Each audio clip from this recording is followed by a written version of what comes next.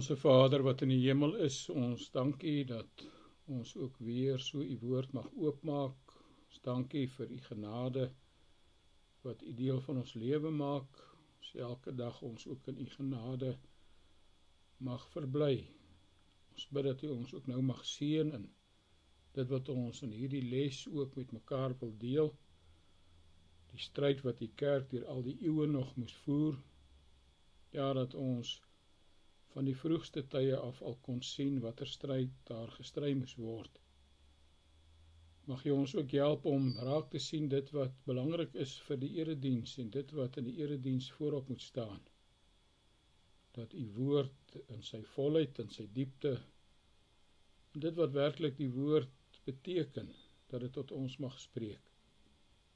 Ons bid vir ons gemeente, ons bid vir elkeen in die tyd wat swaar kry, wees ons tog ook daarin naby. Ons vra hierdie dinge van u, in Jesus se naam alleen. Amen. Goeiemiddag julle, dank voorreg om nou weer vir hierdie tweede kwartaal hierdie les te mag aanbied. Ons het die vorige keer het ons met die kerkgeskiedenis gewerk, ons gaan nou met die kerkgeskiedenis vandag so 'n bietjie hersiening doen, veral daardie deel waar dit gaan oor wie Christus is. In die 4de, 5de eeu het ons gesien was dit eintlik maar die groot stryd wat in die kerk aan die gang was. Wie is Jesus Christus werklik vir ons, wat die fundament van die kerk is. 4de eeu was dit Athanasius teen Arius en dan in die 5de eeu Augustinus teen Pelagius. Dit is, ek het net wesselse werk op die stadium wat ek na kan kyk om hersiening ook daarmee te doen. En dan gaan ons by die gesonde leer, gaan ons dan vandag kom by hoofstuk 6. Ons het nou eintlik 'n paar keer, vir 'n paar lesse het ons nou eers gekyk na belangrike punte in verband met die leer. Dit was hoofstuk 4 en hoofstuk 5 het ons belangrike punte in verband met die sakramente hanteer. En nou by hoofstuk 6, wat ons dan nou ook nog hierdie kwartaal daarom geregtig wil hersien, gaan dit oor belangrike punte in verband met die erediens. Kom ons dan begin met dit wat die vorige les uitgestaan het, voordat ek na wesselse werk ook vergelykend kyk. Ons het reeds gesê, dit gaan in hoofstuk 5 om die fundament van die kerk, wie Jesus Christus is. Dit is die belangrikste vraag wat 'n kerk eintlik maar altyd moet kan antwoord. Vraag wat vir die kerk so belangrik is. Wie is Jesus Christus? Dit wat Petrus se belydenis ook was, Matteus 16 vers 15. U is die Christus, die seun van die lewende God. En dan is Jesus se antwoord op Petrus se belydenis, dat hierdie belydenis van dat Christus die rots is, dis die rots waarop die seun van God self sy kerk sal bou. Dit aan ander woorde, 'n rots is eintlik tog mos maar niks anders as 'n fundament nie. Ons het nou reeds gewys dat dit die groot stryd in die 4de en die 5de eeu was. 4de eeu Athanasius teen Arius en dan nou 5de eeu Augustinus teen Pelagius. Nou, wat was Arius se dwaling? As mens nou ook kan so vinnig net daarna kyk. Hy het gesê daar is nie so iets soos die drie-eenheid van God nie. Daar is net een God en nie drie-eenheid nie. Hy het ontken dat Jesus Christus God is. En hy het ook gesê dat Jesus Christus nie van ewigheid af bestaan nie, maar dat hy maar 'n deel van die skepping is. Dat hy ook 'n gewone skepsel is. Teenoor Arius se dwaling het Athanasius, nou Arius weet ons was 'n ouderling van Alexandrië. Arius was aanvanklik 'n diaken, het later biskop geword van Alexandrië, maar Arius het die ware leer, soos wat ons dit ook glo, uitgedra, dat die Vader is God, die Seun is God, en die Heilige Gees is God. Met ander woorde, dit wat ons vanuit die skrif en vanuit ons belydenis wil onderstreep, is dat daar bestaan die drie eenheid, en God, die Vader is God, die Seun is God, die Heilige Gees is God, en dat Met ander woorde, dit wat Athanasius bygesit het, of wat baie belangrik is, wat hy ook wou beklemtoon, as Jezus nie die seun van God is nie, met ander woorde, as hy nie self dan 'n God was nie, dan sou hy nie vir ons sondes kon sterf nie, hy sou nie ons sonde kon vergewe nie, hy sou ook dus nie die dood kon oorwin nie, op die manier sou hy nie vir ons sondes kon betaal nie. Dit het Athanasius baie duidelik teenoor Arius gestel. En dan kom daar 'n synode van Nicea, ons agter in die psalmboeke, kry ons belydenisskrifte, daar sal julle ook die belydenis van Nicea lees, soos wat dit later by Konstantinopel gefinaliseer is. By daardie synode is die dwalinge van Arius duidelik uitgewys en hy's veroordeel, met ander woorde, dat die skrif dit vir ons duidelik maak, dat werklik die Seun ook God is, dat hy een in wese met die Vader is. Dit was 325 na Christus, en dan in daardie selfde eeu, 381 na Christus, met ander woorde so bietjie meer as 60 jaar later, word die belydenis van Nicea finaal afgerond, en dan dit is wat ons ook dan nou ken as die geloofsbelydenis van Nicea. Mens moet eintlik sê Nicea Konstantinopel, dat die Gees ook een in wese met die Vader en die Seun is. Dit het by Konstantinopel dan nou duidelik later ook so bygevoeg. Dit is die synode van Nicea, Konstantinopel, en by die synode van Chalcedon, nou weer so amper 70 jaar later, daar het ons ook die nature van Christus, dat Christus twee nature het, sy goddelike natuur en sy menslike natuur, en die twee nature moet ons altyd duidelik onderskei, maar ons kan hulle nie van mekaar skei nie, en die twee nature, die synode het dit so mooi saamgevat, die nature is onvermengd, onveranderd, ongedeeld en ongeskei. Dit was die groot saak in die 3de eeu, die dwaling van Arius teen Athanasius, wat kan ons sê die gesonde standpunt, of die gesonde leer voorgehou het. Die volgende eeu, die 5de eeu, is daar weer stryd rondom wie Christus is, hy wat die fondament van die kerk is, en hierdie keer is dit Pelagius en Augustinus wat dus teenoor mekaar te staan kom. Wie was Pelagius? Pelagius was 'n Ierse monnik, wat in die jaar 400 in Rome aangekom het. Hy het nou weer ander dwalinge geleer, wat ook die persoon van Christus in sy wese aantas. Hy het gesê, daar is nie erfsonde nie. Adam was dus eintlik maar net 'n slegte voorbeeld vir die mens. Die mens het 'n vrye wil en kan vir homself kies. Met ander, ek kan kies of ek God se kind wil wees of nie. Met ander, die uitverkiesingsleer het hy glad nie aan vasgehou nie. Met ander, die mens het 'n totaal vrye wil om te kan kies self vir sy saligheid. Met ander, hy sê daar is geen uitverkiesing nie. Met ander, God het nie voor die grondlegging van die wêreld, soos wat ons in Efesiërs 1 lees, geweet of besluit wie aan hom behoort nie. En die dood is maar 'n natuurlike ding, het Pelagius geleer. Die dood is nie 'n gevolg van die sonde nie. En die dwalinge moet ons baie duidelik ook uit die mond van Augustinus hoor hoe hy dit veroordeel het. Hy het gesê, daar is erfsonde, ons almal is aan Adam verbind, die hele mensdom. Die Here kan vooraf kies wie hy wil, maar God se genade is soewerein. Die mens is in homself verlore en dood, die mens is regtig in nul, en God is alles. As God nie vir ons gered het nie, was ons totaal en al verlore. Ons is alleen gered op grond van Christus se genade, dit wat met die reformatie natuurlik ook nog weer baie duideliker uitgekom het, en ons kan alleen deur Jesus Christus salig word. Daar is geen ander saligheid as net deur Jesus Christus nie. En dan kom 'n mens later by die semi-Pelagiane. Ons het nou van Pelagius gehoor, en nou is daar later iets soos die semi-Pelagiane. Hulle is nou so tussen Pelagius en Augustinus. So, hulle wil so middelpunt vorm, en dit is natuurlik ook 'n dwaling. Want dit kom daarop neer dat Christus dan nie alleen die saligmaker is nie.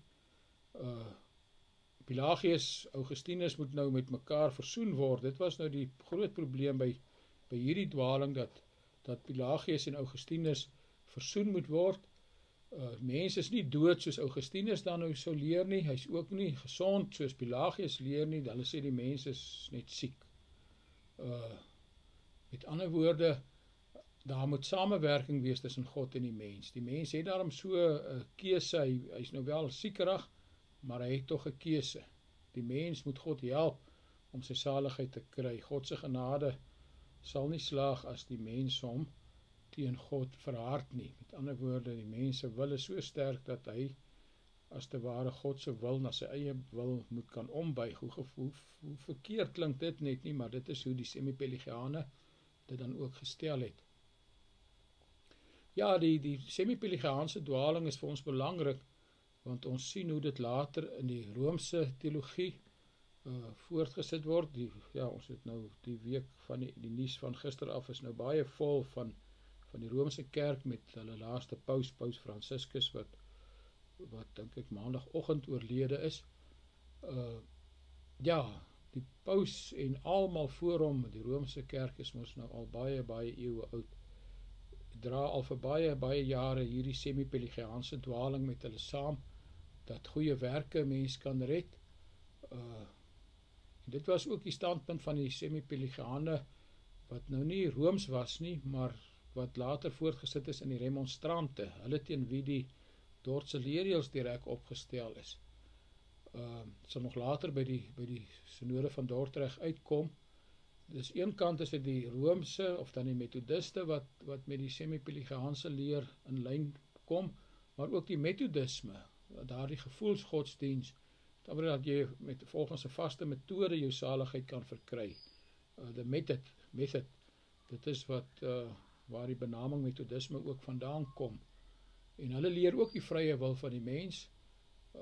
Tosius weet ons het ook sy proefskrif het spesifiek oor die Methodiste gehandel. Augustinus, hoekom is hy vir ons belangrik? Nie net omdat hy deel is van dieselfde kontinent, die Afrika-kontinent waarop ons bly nie. Het is natuurlik merkwaardig om te dink ons en Augustinus ons is deel van Afrika. Maar Augustinus het 'n baie sterk rol gespeel in die kerklike verval om dit teen te gaan in die 5de eeu.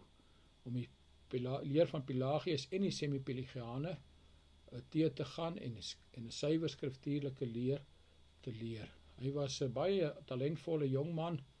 Hy het eers 'n baie slegte wêreldse lewe, sondige lewe gevoer.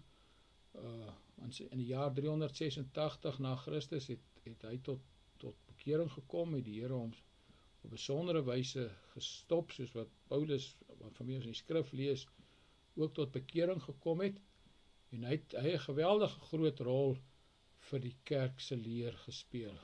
Hy het baie belangrike boeke ook geskryf, baie geskryf. Ons kan ons nie self vergelyk met hoe baie hy geskryf het nie. En in sy boeke verdedig hy baie duidelik hierdie volgende groot punte in die gereformeerde leer. Julle sal onthou, ons het by die gesonde leer het ons mos die belangrike punte van die gereformeerde leer ook daar onderstreep, en hier sien ons nou eintlik maar weer die belangrike punte wat Augustinus onderstreep het, was die drie eenheid, dat God se genade alleen die mens kan red. Die mens het nie 'n vrye wil nie, jou eie wil is altyd tot sonde geneig en tot baie boosheid in staat. Augustinus het ook die uitverkiesingsleer onderskryf, die erfsonde daaroor geskryf, die belangrike plek van die kerk in die wêreld, te dink, daai jare het hy daaroor al gepraat, en dan dat daar ook net 2 sakramente is, die doop en die nagmaal, en dat die sakramente die sigbare prediking van die woord is. Dit, die belangrike sake van Augustinus, en dan ook die 2 belangrike boeke wat hy geskryf het, sy belydenisse, wat nou oor sy eie lewe natuurlik handel, en dan ook die boek wat gaan oor die civitate Dei, die staat van God. Dit wat ons dan nou by Augustinus ontvang het. Nou kom ons gaan deur die vragies, waaroor gaan die stryd in die kerk in die 4de en die 5de eeu?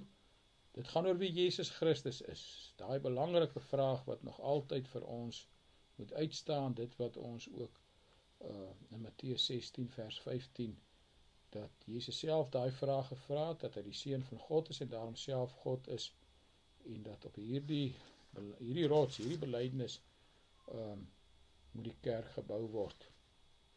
Ek sien Wessel het geskryf 2 beslissende botsings in die 4de eeu Athanasius teen Arius, in die 5de eeu Athanasius, of ja, dit moet eintlik wees Augustinus teen Pelagius. Wessel, dis nou nie Athanasius teen Pelagius nie, maar Augustinus teen Pelagius. Nou die vraag is, waaroor gaan die stryd in die kerk? Dit gaan oor wie Christus is. Dis die eintlike antwoord, Wessel, as jy net weer daar na jou werk gaan kyk. Die eintlike stryd gaan oor wie Christus is.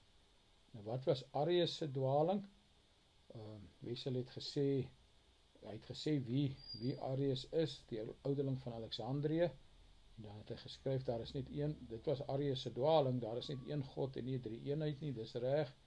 Dit wat Arius se dwaling was, is verskriklik sy dwaling, dat Christus nie God is nie, en dat Christus ook nie van ewigheid af bestaan nie. Dit is die vraag wat Arius se dwaling was. Wat weet jy van Athanasius? Wessel het dit reg hier, hy het gesê hy was 'n diaken en later biskop van Alexandrië, met op dieselfde plek waar Arius se ouderling was, maar hy het die 3 eenheid volledig onderskryf, dat die Vader is God, die Seun is God, en die Heilige Gees is God. Wessel skryf Athanasius was 'n leidende figuur in die 4de eeuse kerklike verval. Ja, hy was ook dan nou iemand wat 'n mens werklik kan voorhou as iemand wat die gesonde leer aan vasgehou het. Athanasius het ook gesê, as Jesus nie die Seun van God is nie, dit moet jy ook bysit hierso Wessel, sou hy die sonde nie kon vergewe nie, sou hy ook die dood nie kon oorwin nie. Wat weet jy van die geloofsbelijdenis van Nicea? Wessel het hier geskryf, 381, ek dink is 325, Wessel, net weer mooi kyk, is die geloofsbelijdenis van Nicea opgestel. Hy is agter in die Psalmboek, dis waar ons hom kan kry, ek dink is deel van die vraag, waar vind ons dit, is agter in die Psalmboek, en dan en dat hy daar later by Konstantinopel dan nou heeltemal verfyn is. Ja, dis 325 en 381. Wessel die datum, so sien ek jy bietjie hier te mekaar, dat jy net daarna ook sal kyk. Wie was Pelagius en wat het hy geleer? Hy was 'n Britse of 'n Ierse monnik, so plus minus 400 in Rome aangekom, en ons het net na sy dwalinge gekyk. Wessel het dit ook so geskryf, daar is geen erfsonde nie, die mens het 'n vrye wil, geen uitverkiesing nie, slegs voorkennis by God, en dat die dood nie gevolg van die sonde is nie, en dat Adam eintlik maar net 'n slegte voorbeeld vir die mens is. En teenoor die Pelagiane, teenoor Pelagius het gestaan Augustinus. Wat was Augustinus se standpunt teenoor Pelagius? Daar is dus erfsonde, die mens is aan Adam verbind, en daai sonde wat Adam gedoen het, ons erf dit, erfsonde, daar by die gesonde leer het ons steeds gepraat van erfskuld en erfsmet, dit wat ons mens erfsonde ook weer mee kan onderskei. Met God se genade soewerein, met daar is die uitverkiesingsleer, mens is in homself verlore en dood, en dat ons saligheid alleen deur Jesus Christus kan verkry word. Ja, dit was die vraag, Augustinus se standpunt teenoor Pelagius, en dan die semi-pelagianisme probeer 'n versoening tussen die leer van Pelagius en die leer van Augustinus bewerk. Nou wat sê die semi-pelagianisme? Hulle sê die mens is net siek. Daar moet samewerking wees tussen God en die mens. Die mens moet God help om sy saligheid te verkry. God se genade sal dus alleen slaag as die mens gewillig is met sy vrye wil om daardie genade van God te aanvaar. Wat natuurlik ook 'n dwaling is. Dan oor hoe hulle versoening tussen Pelagius en Augustinus wou bewerk, is hoegenaamd nie geslaag nie. Hoe kom die leer van die semi-pelagianisme uit in die Romeinse kerk? Daardie ding dat jy goeie werke moet doen, ander woorde, dat jy as mens sekere werke moet doen, anders sal jy nie gered kan word nie. Daarin is die Romeinse teologie, met ander woorde, iets van die semi-pelagianisme, en natuurlik nou aan die mense wat nie Rooms is nie, maar wat remonstrants is, dit is waarteen die synode van Dordrecht opgestel is, het dan ook die remonstrante het ook baie van die semi-pelagiaanse leer in hulle rondgedra. Dis met ander woorde die leer van die semi-pelagianisme, hoe dit in die Roomse kerk uitkom, noem twee strominge onder die protestante, wie se leer oor die saligheid ooreenkom met die semi-pelagiane. Ja, dis natuurlik die remonstrante en die methodiste. Kyk wat het Wessel hier so geskryf. Ja, methodisme, by vraag, twee strominge onder die protestante, Wessel, jy het die methodisme, maar jy moet die remonstrante ook hier byvoeg. Watter teoloog uit Noord-Afrika is in die 5de eeu baie belangrik, dis dan nou spesifiek Augustinus, en dan twee belangrike boeke wat Augustinus geskryf het, ons het verwys na sy belydenisse, en dan ook die staat van God, die Civitate Dei, dis die twee belangrike boeke wat Augustinus geskryf het. Ja, dit was ons vorige les rondom wie Christus is, die stryd rondom Christus, dinge wat ons hier hopelik baie mooi kon saamvat, en dat dit vir julle betekenis mag hê. En dan as ons nou kom by die gesonde leer, waarby ons nou volgende keer by wil uitkom, ons staan nou, ek net kyk ons datums, ons is nou vandag by die 22ste April, die 29ste, ja, ons so baie vakansie daar nou in hierdie tyd, maar kom ons sê, dat ons die 13de Mei DV, die 13de Mei, dat ons dan met hierdie les mag klaarmaak, dit wat nie 'n lang les is, dit is 'n belangrike les, ja, maar ek het maar net 3 of 4 vragies hieruit opgestel. Die belangrike punte in verband met die erediens, die suiwere bediening van die woord, hoekom ons teen kinderdienste gekant is, dat julle daarna sal kyk, gesange, hoekom ons vaders wat regtig in die gereformeerde kerk het in 'n sekere sin ontstaan vanweë die stryd rondom die gesange, hoekom ons gesange afwys, hoekom ons dit nie as die beste manier beskou waarin God geëer kan word nie, daar die 5 standpunte, en dan ook koorsang in die erediens, hoekom ons koorsang ook afwys. Klink baie keer of ons gereformeerdes nou so negatief is teenoor alles, maar dis nie waaroor dit gaan nie. Dit gaan oor werklik om God te dien soos ons glo God gedien wil word. En hier is dan nou die vragies, waarom is dit noodsaaklik dat die woord suiwer verkondig moet word? 4 dinge wat spesifiek in gedagte gehou moet word by die suiwer verkondiging van die woord, en dan nou die kinderdienste en die gesange en die hele standpunt rondom die kore. Baie dankie julle, dit is dan ons werk vir volgende keer, en soos ek sê, kom ons probeer dat ons hier teen 13 Mei, dat ons dan met die volgende les in die kerkgeskiedenis weer gaan aangaan, en ja, dis nou met die paus se sterwe, is dit eintlik belangrik dat mense 'n bietjie meer hoor en leer oor die Roomse kerk, of dan die Roomse kerk spesifiek eers. Hoofstuk 6 gaan oor die kerk onder die paus. Ons het nog kyk om wie Christus is, hoofstuk 5 en hoofstuk 6, volgende keer sal ons nog kyk oor die kerk onder die paus. Baie dankie julle, en mooi week vir julle ook, weke wat nou weer voor lê.